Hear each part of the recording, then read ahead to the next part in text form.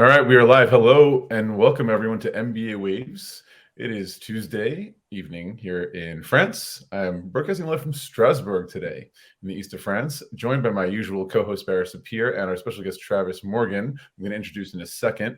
Just a little intro about who MBA Waves are. Once again, we are this vidcast, I like to say now, instead of a podcast, because we're video now, so modern. Founded by coaches in the MBA GMAT space, and we get into different topics each week that are hopefully interesting and help you progress in your MBA and GMAT journey. And often we have special guests, so you can find our program schedule on the website mbawaves.com. And if you click on past episodes now, you can see previously recorded episodes that you might find helpful that you can watch on your own time as well. So without further ado, I'm going to let Bara introduce herself. Want to take it away, Bara? I'll take it away, Eric. It's so great to be here. I'm Barris Sapir with City Test Prep, and we're a full-service test preparation company. We actually teach many tests, middle school through medical boards, but we've been teaching the GMAT and the GRE, since the last century. And we deal with students that have test anxiety, time management issues. We're a boutique firm, and I'm going to give the weather report because I always do. It's pretty sunny and quiet in the East Bay of Northern California. It's great to see everyone. Thanks, Bara. All right, so here's our special guest, Travis Morgan.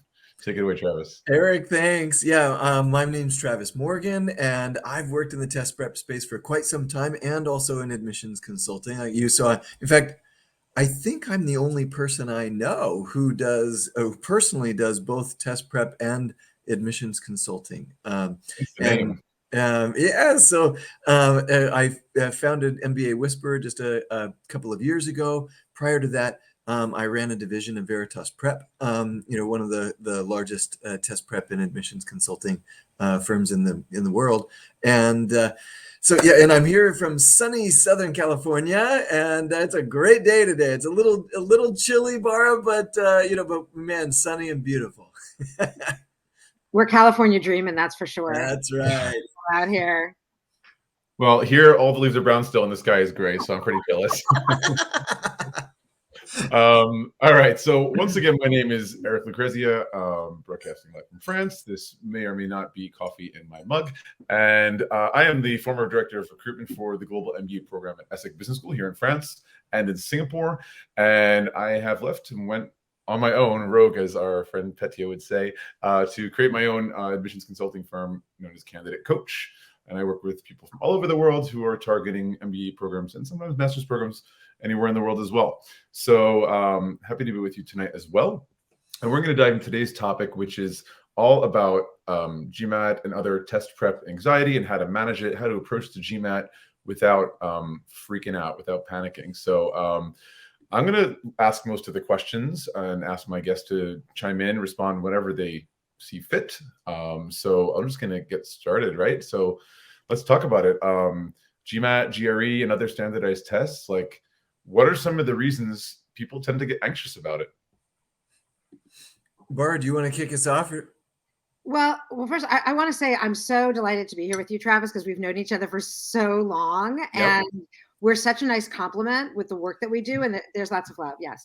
And yes. It's really great because the perspective that I think that you probably bring to this conversation is as an independent person and also working for the big company, right? The companies are going to have a party line of how they deal with things. I worked for Princeton Review for a long time, and they would basically say, well, you can't do those things, right? So I think it's really wonderful that we can actually bring these different perspectives to this conversation. And as far as the question and kicking it off, people have lots of baggage around being judged, and they have a lot of baggage about performance, and whether it's peers at work, colleagues, friends, partners, family members, really anyone that they tell. I had a client who was working in, under Condoleezza Rice, and like Condoleezza Rice knew when she was Secretary of State, and he's like, oh my gosh, what's going to happen when she finds, what to do? And it was like, we had to unpack it. Like we had to really talk about what is performance anxiety and what's really at stake here and what's going on. And what I always tell clients is like, really, your job is just to go in and be your best self.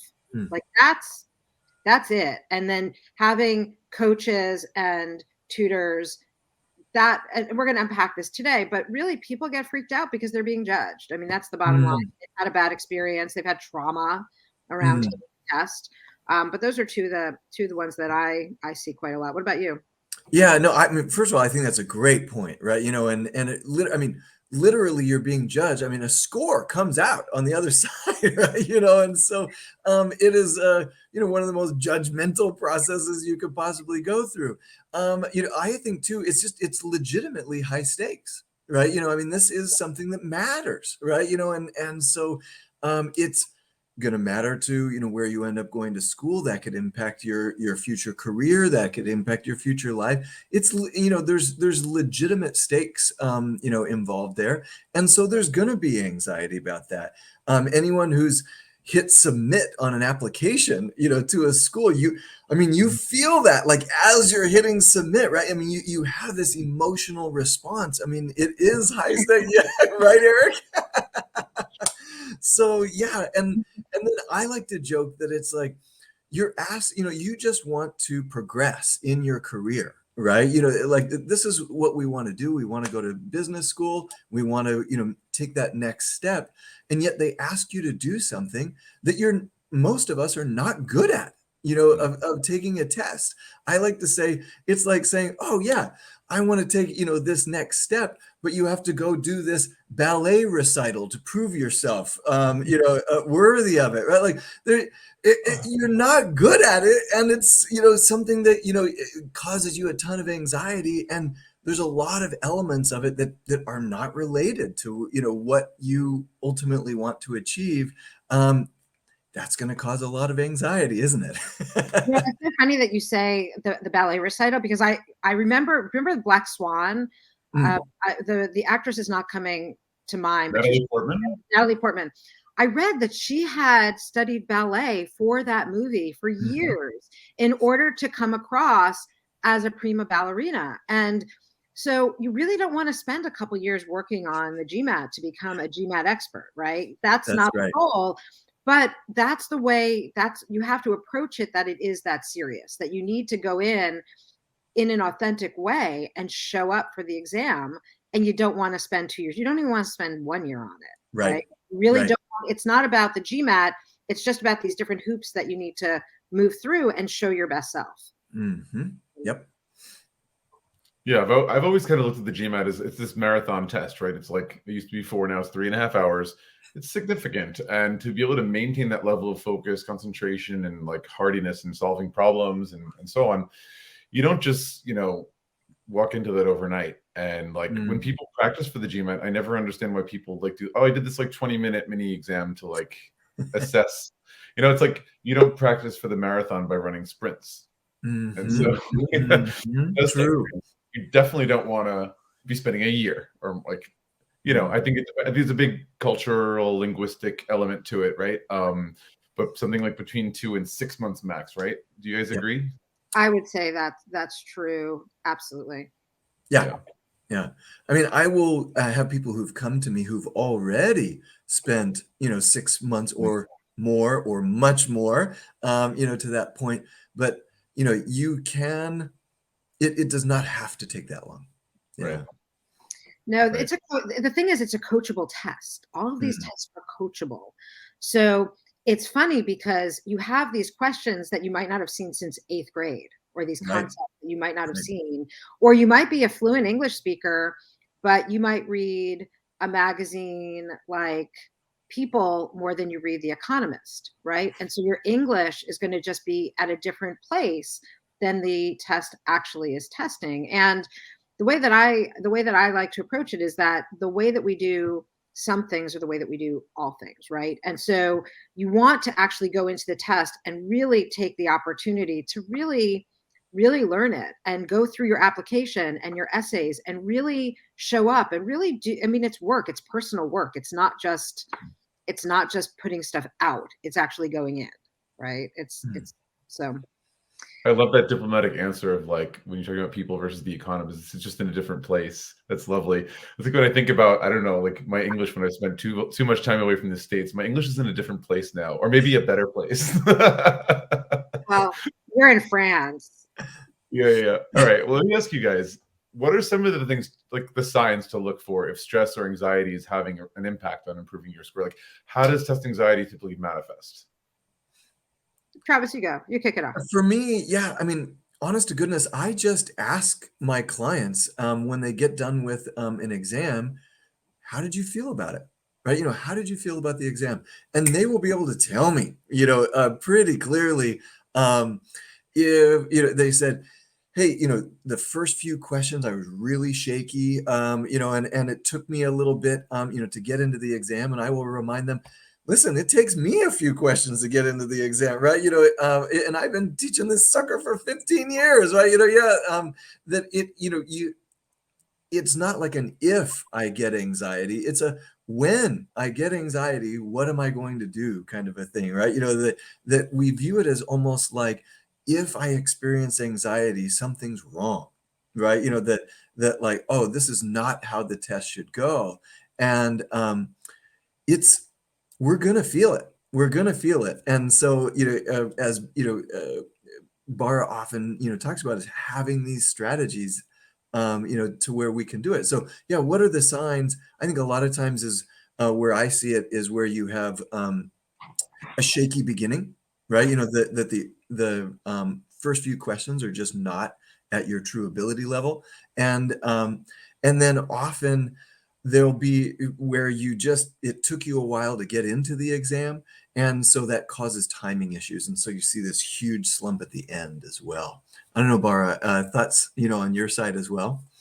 Yeah. So from just a practical standpoint, I think that anxiety shows up either as a mental issue, right? Mm, Like focus issues or getting distracted or thinking too fast, thinking too slow, or physical issue, right? mm, Stomach ache, can't sleep the night before, sweating, dry mouth, right? So you have these things that in any kind of anxious situation that you're going to have physical responses to. And then in terms of where it happens, I'll add, I agree with everything that you say, Travis. Also, if they've had bad experiences with tests before, mhm, they sometimes go in like, okay, anxiety, come on. Like they're just ready for it. They're like inviting it. And unless you do something about anxiety, the way that it works is that if you did well at one point with a tiny little bit of anxiety, your brain can't tell the difference between anxiety and excitement.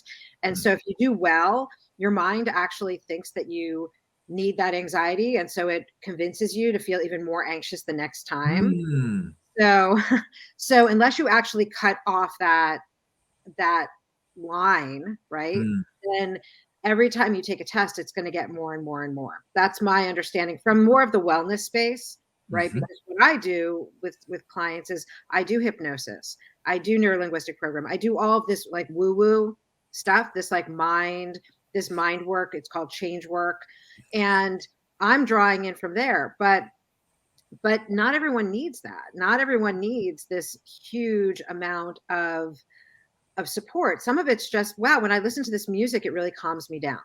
Or when mm, I go out for a walk before I study, it feels really good. Or if you do get nervous with those first few questions, well, before you take the test, do a few questions, like have a few questions, like yep.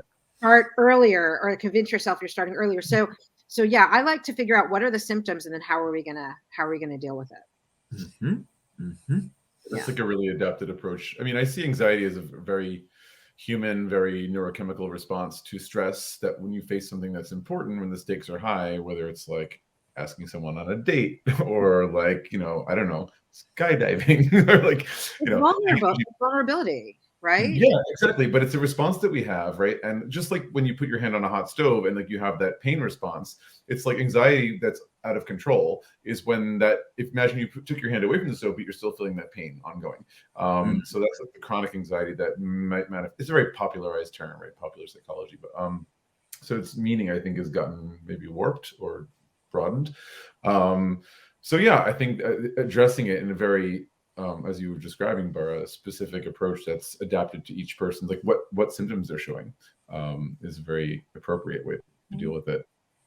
All right. Well, speaking of dealing with it, like let's talk strategies. Like, you go to your shrink and it's like, I don't want to talk about mother, just give me some strategies. Like, let's dive into some of the strategies that people can use to combat or manage the stress they feel related to tests? Like, you guys are in the trenches with your clients, like, dish the dirt. Like, I want to hear about it. No names, of course. Bara, why don't you kick this one off? Well, I first of all, I think the first thing that's important is that the student believes that what you're doing is going to help them. Because if I work with them and I'm doing a holistic modality that is a little more out there and they don't believe in it, then they're not going to get buy-in, right? So it's really, it's almost like if you teach someone plugging in, right, Travis? Like, you teach them plugging in or back solving, and you're like, no, really, you can do this technique to solve this math question. Trust me, right?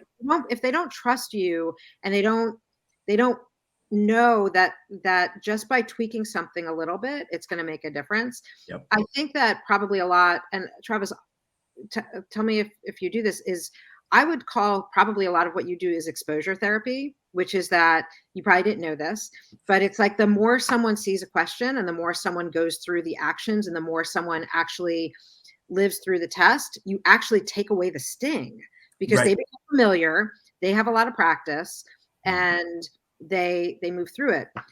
The stuff that I do just adds to that. It's just another layer of giving people an opportunity to see what's happening for themselves. If they're not sleeping the night before, it's like, okay, well, are you sleeping 2 nights before? Because that's actually really the most important night to sleep before a test. And if you're not sleeping, giving them some ways of going to sleep better that don't involve meds. I mean, you don't want to do anything new. A lot of tutors will do breathing techniques. What do you do, Travis? What are some of the techniques that you use? A few different things. So, as you mentioned, I think number one thing that I do is just, I didn't know that I was doing exposure therapy, but is that doing a number of practice exams before the actual exam, just going in, planning on taking it at least twice so that there's no, it just reduces the pressure on any individual exam, right? And, because if you just think, oh, I've got to just do this one and done and get it out of there, suddenly the pressure on that exam goes through the roof, right? And so I do both of those things. A lot of it too is just having that legitimate confidence that you can do it, right? Just walking into the exam knowing, hey, I've done it 2-3 times before and gotten the target score that I'm looking for. And so that again kind of reduces the pressure on any individual exam. One of the things that I do that you talked a little bit about as far as our emotions, right? And the difference between anxiety and excitement, and our body doesn't tell the difference. And so I do work with them on some exercises called recharacterizing your emotions and this comes from sports psychology, right? If you're a basketball fan and you're standing on the free throw line and the game is up to you, right? Even if you are a professional, you're going to feel that pressure. You are, right? They're not superhuman. They are human. And so some of the exercises that it's very simple. In fact, I tried this myself in a fear of my own. I have a mild claustrophobia, and I did this in a caving exercise where I was in a little tiny tube about this big. And you close your eyes, take a deep breath, and you say, I'm so excited to be here, right? And those same symptoms of the racing heart rate, right? The sweaty palms, all of this, they're the same as when you're excited. And so you can send the emotion back to your brain saying, oh, I'm not anxious, I'm excited in the moment. And sure enough, even when I was in this very constrained space as a mild claustrophobic, I felt it. And it really works. Mm-hmm. That's great. I love that. So much sports psychology is applicable to students. And I find more than other tests that we teach that actually there's more people who are in sports that take the GMAT than say the LSAT and the GRE. Yeah. I don't know if you found that. Like, there's just Absolutely. more. So it's really easy to make that transition for them.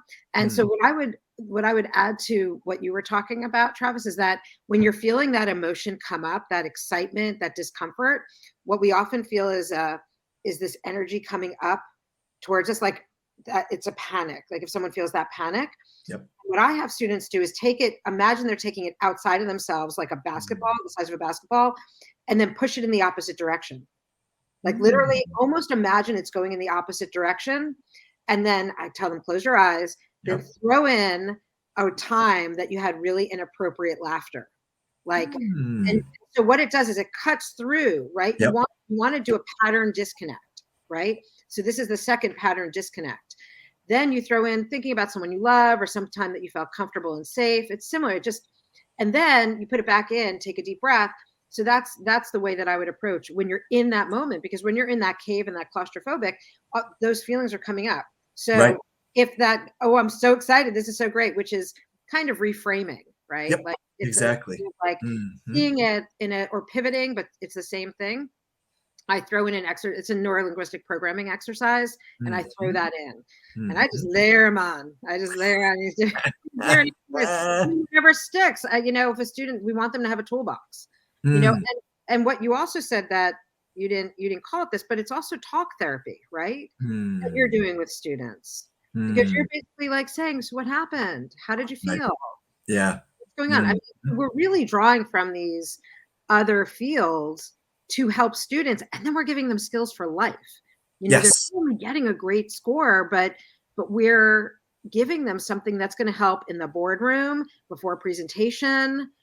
I'm watching Zelensky and how he's handling everything. I'm watching how he is just so centered and grounded, and I think he's feeding off of us also believing in him and trusting him. So if we have family members and friends that are in belief of what we're doing and that we can do it, that really helps a lot too. I agree. Can you imagine, like, this? The Ukraine is not like the most visible country on the map. Like people hear about the US, China, UK all the time. And then suddenly you're thrust into the forefront of the whole world knows your name, and most people seem to be behind the guy. That's going to be an incredibly empowering feeling in the face of the biggest threat he's ever faced in his life. Right. Holy crap. And thank God for that.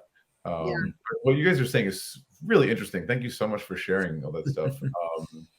And I kind of pick up on some themes of confidence in yourself, but also in your trainer or coach, like you guys, basically the kind of like magic feather that Dumbo has to believe in that these techniques will work, and believing in it is so much. I think confidence is actually everything in pretty much every domain. So let's just talk a little bit about results. We just have a few minutes left. What kind of results do you see? How effective are these techniques? So one of the things too that I like to emphasize is if you go into the GMAT just thinking that it's a math test and an English test, you're going to plateau out because a lot of what they're testing, they don't tell you that they're testing this.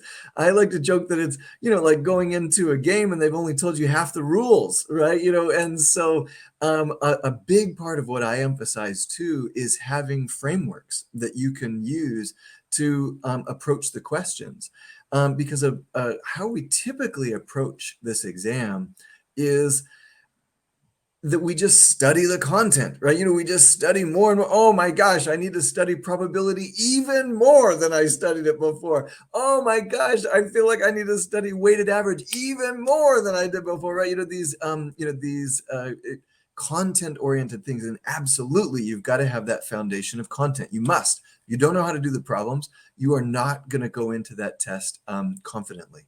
However, what throws a lot of people off is when we take a test in school, high school, college, whatever it might be, it basically is just asking us to regurgitate the knowledge that we already know. It's a content-oriented exam, right? So we've seen these problems before, and we just spit back our knowledge. How the GMAT is different, how there's kind of a twist here, is it is testing our problem-solving skills. I like to say it's not trying to find the best mathematician or even the best grammarian.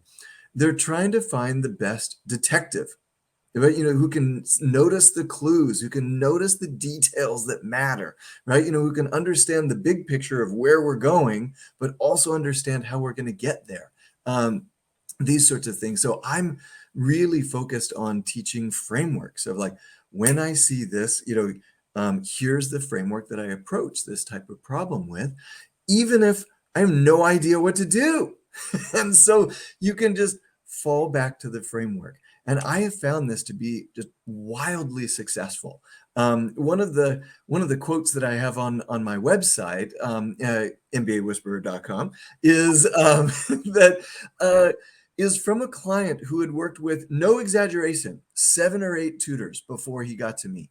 And he had still plateaued out in the mid 600s through all of that work.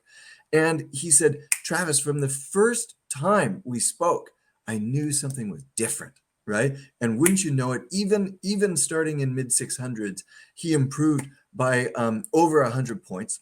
He ended up going to Harvard. He just graduated this past year. Yeah. So yeah, just a really exciting story about how a little different way of approaching, not just pounding in the same things that you've been doing for the past 6 months, but seeing it from a little different perspective can make a huge difference. I mean, I only worked with him for 1 month, and he popped his score over 100 points.